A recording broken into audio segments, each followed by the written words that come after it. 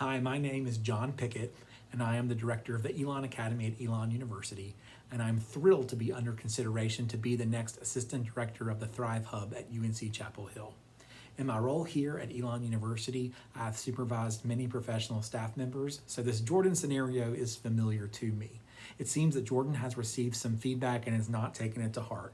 Now it's up to me as the supervisor to step in and provide additional scaffolding, expectations, and support in the hopes that we grow him to being an excellent Thrive advisor. Thrive advisors must perform at the highest level. Anything less is a threat to our students' ability to unlock their potential, secure opportunities, and foster community. So, what are we going to do to help Jordan get where he needs to be? I feel that the majority of this responsibility at this point would fall on me. I would not involve the other advisors. In fact, I want to do everything I can to make sure that I'm still showing unconditional positive regard to Jordan, particularly in front of his peers. I want to make sure the environment is still supportive and healthy for everyone, including Jordan.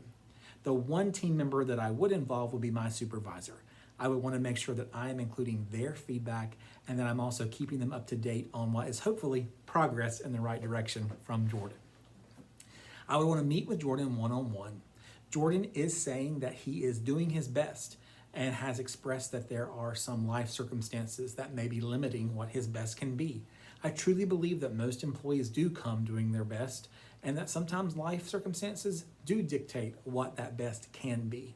I want to approach this conversation with grace, offering goodwill, and expecting goodwill on the behalf of Jordan. I don't want to get across any boundaries and be inappropriate in terms of learning about his personal life, but I would like to get a sense of whether or not these personal circumstances are improving or deteriorating. And I also want to make sure that he's aware of resources he might have access to that could be of assistance with these personal issues. Resources like resources provided by human resources, benefits, or even community organizations or resources. While I want to be sensitive to his situation, I also need to be clear on communicating that he is not meeting our expectations. And I also need to be clear that if we do not see growth, his job may be on the line.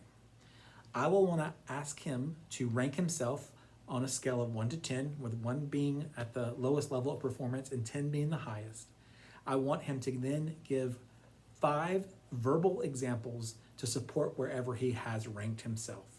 Here is where we have the choose your own adventure part of the scenario. If where he ranks himself aligns with the student feedback data and my own observations, then we can dive right into the action plan. However, if where he ranks himself is incongruent to where I would rank him, then we're going to need to continue to have this conversation until I can get some buy-in from him. So if his ranking is incongruent, then I'm going to take the time to rank him and also provide my 4 or 5 examples to support where I rank him. Hopefully, across this dialogue, we can come to an understanding that his actual job performance lives somewhere between our rankings.